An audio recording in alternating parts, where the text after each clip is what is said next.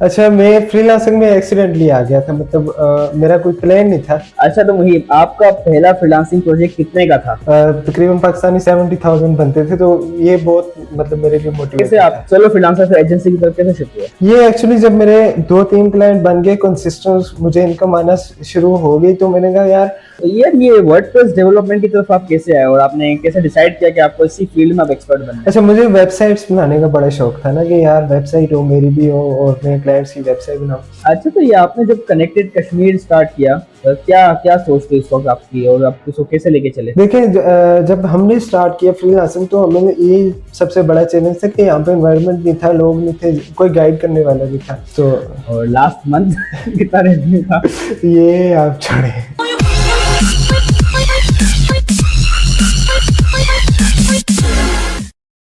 अस्सलामुअलैकुम everyone, so welcome back to another exciting episode of our podcast. तो आज के जो हमारे गेस्ट हैं वो बहुत ही ज़्यादा खास हैं। जितनी खूबसूरत जगह से वो बिलोंग करते हैं उतना ही खूबसूरत उनका काम भी है। तो ज़्यादा टाइम वेस्ट नहीं करते हुए मिलते हैं मुहीब से। अस्सलामुअलैकुम मुहीब। वालेकुम सलाम हमजा भाई, कैसे हैं आप? ठीक है, खैरियत से? मैं अल्हम्दुलिल्लाह ठीक ठाक। कैसे हैं, क्या हाल चाल है, काम कैसा चल रहा है? अल्हम्दुलिल्लाह बेहतरीन, ज़बरदस्त चल रहा है और ठीक ठाक। और ज़बरदस्त। अच्छा, तो मुझे मेरा आपसे पहला क्वेश्चन ये है कि आपने फ्रीलांसिंग स्टार्ट कैसे की थी? मतलब कैसे आइडिया आया कि मुझे फ्रीलांसिंग की तरफ जाना चाहिए और क्या ऐसे चैलेंजेस थे जो आपने फेस किए? अच्छा, मैं फ्रीलांसिंग में एक्सीडेंटली आ गया था। मतलब मेरा कोई प्लान नहीं था। वैसे वहाँ पे इंस्टीट्यूट एक था, तो वहाँ पे उन्होंने बोला कि हम फ्री कोर्सेज करवा रहे हैं ना, Navtech prime minister youth skill programme के तहत।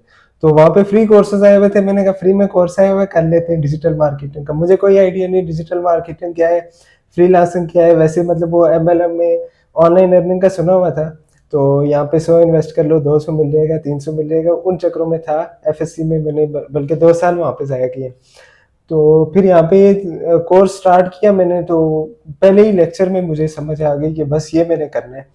और उसका ये था कि फिर मैंने उस पर फोकस किया है, डिजिटल मार्केटिंग को समझा। 3 मंथ का कोर्स कंप्लीट किया, फिर उसके बाद में जब पहला क्लाइंट मिला तो फिर मैं उसको कंटिन्यू किया आगे। अच्छा, तो मुहिब, आपका पहला फ्रीलांसिंग प्रोजेक्ट कितने का था?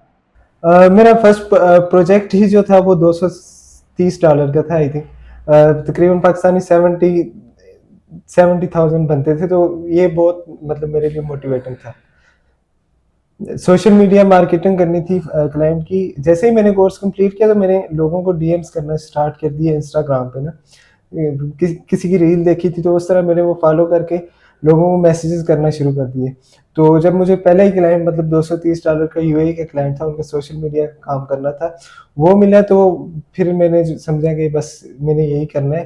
फिर इस पे फोकस किया आगे, 2-3 जगह से और डिजिटल मार्केटिंग दोबारा सीखी, तो फिर इस तरह से। डॉलर्स स्टार्टिंग में ही एक अच्छी अमाउंट मिल गई और फिर एक इंटरेस्ट बिल्ड हो जाता है ना जब आपकी अर्निंग सोर्स अच्छी हो जाए, और यस। खास करके जब आप स्टूडेंट हो। जी बिल्कुल।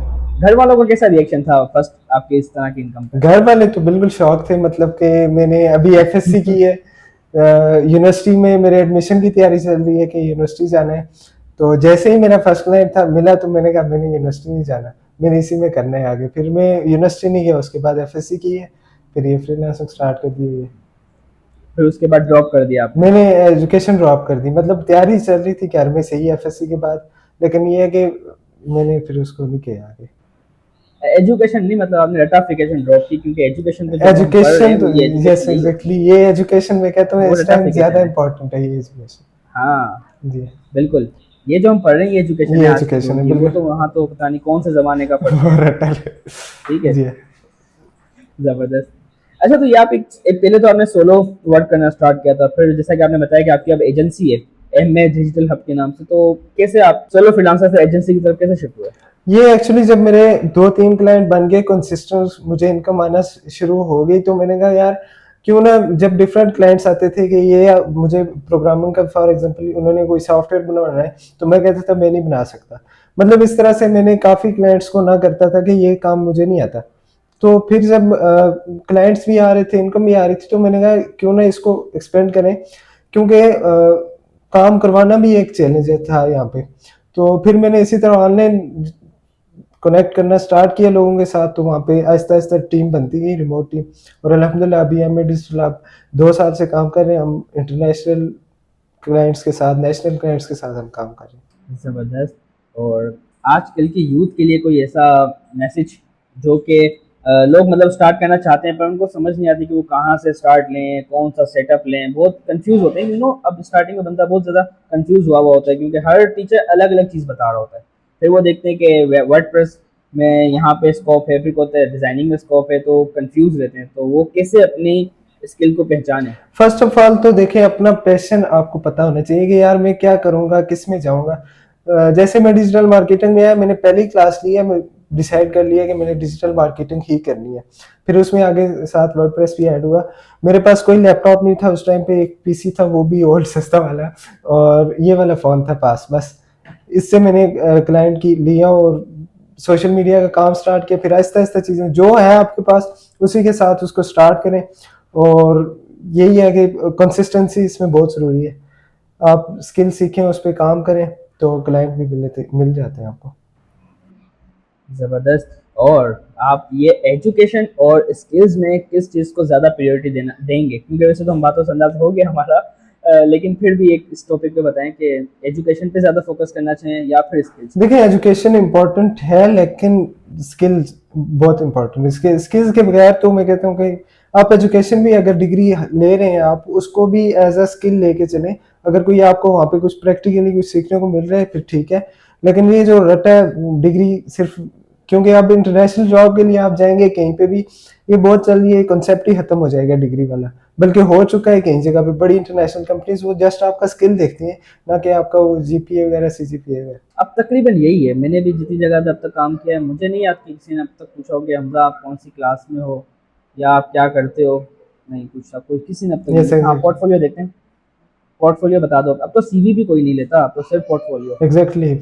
अच्छा, तो ये वर्डप्रेस डेवलपमेंट की तरफ आप कैसे आए और आपने कैसे डिसाइड किया कि आपको इसी फील्ड में अब एक्सपर्ट बनना है? अच्छा, मुझे वेबसाइट्स बनाने का बड़ा शौक था ना, कि यार वेबसाइट हो, मेरी भी हो, और मैं क्लाइंट्स की वेबसाइट बनाऊँ। तो मुझे जब सर्च की तो सबसे आसान यही था। तो फिर मैंने वर्डप्रेस ही सीख लिया क्योंकि ये ईज़ी था, बस इसलिए। लेकिन ये है कि फिर मैंने इस पे ऑनलाइन कोर्स एक लिया, उसके बाद अपनी वेबसाइट बनाई। उस पे पता नहीं मैंने महीने में 50 दफ़ा बनाई होगी, बना के डिलीट की। फिर इस तरह करते-करते अब अल्हम्दुलिल्लाह 100 प्लस वेबसाइट्स मैं बना चुका हूँ क्लाइंट्स की। माशाल्लाह, ज़बरदस्त। और यार ये हुआ एक फ्रीलांसर के लिए जो कि कश्मीर से बिलोंग करता है, उसके लिए कौन सी ऐसी मेजर प्रॉब्लम्स होती हैं जो उसे अपने स्टार्टिंग करियर में भी फेस करनी पड़ती हैं, और जब वो इस फील्ड में पूरी तरह इन्वॉल्व हो जाता है तब भी उसे बहुत ज़्यादा ये इश्यूज फेस करने पड़ते हैं?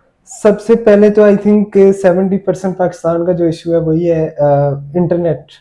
इंटरनेट यहाँ पे कश्मीर में तो बहुत ज़्यादा इशू है। तो इंटरनेट एंड इलेक्ट्रिसिटी। दूसरा नंबर पे यहाँ पे कश्मीर के अंदर स्पेशली मैं बात करूँ मुजफ्फराबाद में, यहाँ पे अवेयरनेस नहीं है, मतलब फ्रीलांसिंग कम्युनिटीज़ नहीं है, बहुत कम लोग मतलब उस तरह से काम कर रहे हैं ना। जो कर रहे हैं वो भी बस अपने-अपने लगे हुए हैं, किसी को कोई पता नहीं है इधर-उधर, एनवायरनमेंट नहीं है ओवरऑल ये कहूँगा मैं। अच्छा, तो ये आपने जब कनेक्टेड कश्मीर स्टार्ट किया तो क्या क्या सोच थी उस वक्त आपकी, और आप इसको कैसे लेके चले? देखिए, जब हमने स्टार्ट किया फ्रीलांसिंग, तो हमें यही सबसे बड़ा चैलेंज था कि यहाँ पे एनवायरनमेंट नहीं था, लोग नहीं थे, कोई गाइड करने वाला नहीं था। तो बेसिकली यही मकसद है कि हम इसको एक टेक कम्युनिटी बनाएं। जो पहले हम मुजफ्फराबाद से स्टार्ट करें, ये अभी एक स्टार्टअप है। तो मुजफ्फराबाद के हम फ्रीलांसर्स को इकट्ठा करें, फिर लोगों को अवेयरनेस दें, यूनिवर्सिटीज़ कॉलेजेस के साथ कोलैबोरेशन करके हम वहाँ पे सेमिनार्स करवाएं, लोगों को कनेक्ट करें। लोगों जब फ्रीलांसर्स कनेक्ट होंगे, फिर हम आगे इसको अवेयरनेस ट्रेनिंग पूरे आज़ाद कश्मीर में एक्सपेंड करेंगे। बस ठीक है, ज़बरदस्त। और एक और क्वेश्चन यार, ये एआई जब से आया है तो सारे फ्रीलांसर्स कुछ डर गए हैं, जो कि पुराने स्वीट में वो नहीं डरे। तो आपको क्या लगता है कि ये जो जैसे कि चैट जीपीटी और कैनवा जो स्पेशली अब हमारी फील्ड में बहुत ज़्यादा इन्वॉल्व हो चुका है, तो ये एक अपॉर्चुनिटी है हमारे लिए या फिर थ्रेट है? ये एक बहुत ही अच्छी अपॉर्चुनिटी है हमारे लिए, अगर हम इसको लें, अडॉप्ट करें। क्योंकि इसमें हमारा काम जो डेटा का इकट्ठा करना, उसको रिसर्च करना, कंटेंट आइडियाज़, इन चीज़ों पे हमारे घंटों लगते थे पहले। अब चैट जीपीटी से मिनटों में हो जाता है। और वो पहले जो डिज़ाइनिंग सोशल मीडिया का काम अगर आप कर रहे हैं, तो कैनवा में बिल्कुल ईज़िली हो जाता है। तो इन चीज़ों को अडॉप्ट करना है, एआई को अगर आप नहीं करेंगे, तो आई थिंक कि आप 2025 के एंड पे आप आउट हो जाएंगे फील्ड से। बिल्कुल सही बात है, क्योंकि एआई ने हमारा काम बहुत ज़्यादा बिल्कुल आसान कर ऐसे। दिया और बहुत स्पीड अप कर दिया हमारे काम को। अच्छा, तो यार मुहिब, अगर आपसे कोई बिगनर गाइडेंस चाहता है तो वो आप उसे क्या गाइड करोगे कि वो किस तरह स्टार्ट ले? देखिए, इसमें सबसे पहले तो कंसिस्टेंसी है कि आपने बेशक डिजिटल मार्केटिंग स्टार्ट कर लें, सबसे ईज़ी भी ये है, और सबसे ईज़ी तो नहीं, सोशल मीडिया मार्केटिंग अगर अगर आप करते हैं तो वो ईज़ी है। उसको लेके चलें, वहाँ से स्टार्ट करें, क्योंकि आप किसी भी स्किल में जाते हैं तो यहाँ पे मेरे पास जो भी आते हैं कि यार हमने भी ऑनलाइन कमाना है, हमने भी ऑनलाइन काम स्टार्ट करना है, तो उसके लिए सबसे पहले यही है कि आप सीखें उसको। डिजिटल मार्केटिंग से स्टार्ट लें, फिर आगे आपको समझ आ जाएगी जब आप फील्ड में चले जाएंगे। जैसे पर्सनल ब्रांडिंग हम कर रहे हैं, सारे फ्रीलांसर्स के साथ कनेक्ट हैं, तो इस तरह से लोग जब कनेक्ट होते हैं तो तभी चीज़ों की समझ लगती है। तो आप डिफरेंट स्किल्स पे रिसर्च करें, जो आपका पैशन है आप अपने पैशन के अकॉर्डिंग स्किल चूज़ करें, उस पर वर्क स्टार्ट करें। ठीक, बेहतरीन। और अच्छा, एक और क्वेश्चन कि आपने जो पहला प्रोजेक्ट किया था वो आपने बताया $270 का था, ठीक है, लेकिन अब जो आपने लास्ट प्रोजेक्ट कंप्लीट किया है वो कितने डॉलर का था? लास्ट प्रोजेक्ट आई थिंक $400 की वेबसाइट थी, यूएस क्लाइंट की, ये जो मैं अभी बल्कि उस पर वर्किंग कर रहा हूँ मैं। तो और लास्ट मंथ कितना रेवेन्यू था? ये आप छोड़े, मतलब ओवरऑल नहीं बता सकते, छोड़े। बस एक एक अल्हम्दुलिल्लाह अच्छा था बस। अंदाजा। अल्हम्दुलिल्लाह, ठीक, अल्हम्दुलिल्लाह। जबरदस्त, बेहतरीन। तो कोई मैसेज देना चाहेंगे? मैसेज यही है कि बस पर्सनल ब्रांडिंग पे फोकस करें, और ऑनलाइन फील्ड में मैं अभी तक फाइवर अपर किसी जगह पे नहीं हूँ, मतलब मार्केट प्लेसेस में मेरा कोई एक क्लाइंट भी नहीं है। मैं टोटली मेरी जो अर्निंग है वो पर्सनल ब्रांडिंग या ईमेल मार्केटिंग के थ्रू या कोल्ड डीएम्स इस तरह से हुई हुई है। तो अब तो अल्हम्दुलिल्लाह किसी को कोई मैसेज करने की जरूरत नहीं पड़ती। पर्सनल ब्रांडिंग पे फोकस करें और कंसिस्टेंट रहें, जो भी करना है उसमें कंसिस्टेंसी बहुत इंपॉर्टेंट है। ठीक है, मुझे बहुत अच्छा लगा आपसे मिलके, और उम्मीद करता हूँ कि ये पॉडकास्ट काफ़ी लोगों के लिए बहुत ज़्यादा हेल्पफुल रहेगी। Thanks for your time bro. Thank you so much, आपका आपने अपॉर्चुनिटी दी। मेरा ये फर्स्ट पॉडकास्ट है, तो थैंक यू सो मच आपको भी। और मेरी भी ये पॉडकास्ट सीरीज का स्टार्ट है, तो बहुत कम लोग होते हैं जो सपोर्ट करते हैं, ठीक है, और मुहिब को मैं रियली अप्रिशिएट करूँगा क्योंकि उन्होंने बहुत सपोर्ट किया। क्योंकि हमारी डेट पीछे कितने दिन हमने डिले किया इस चीज़ को, लेकिन ये बंदा था जो हर चीज़ में सपोर्ट कर रहा था, और आज भी मैंने बोला और भाई फ़ौरन हाजिर से। Thanks for your time bro. Thank you so much, bye, best of okay, luck, अल्लाह थैंक यू। हाफिज़।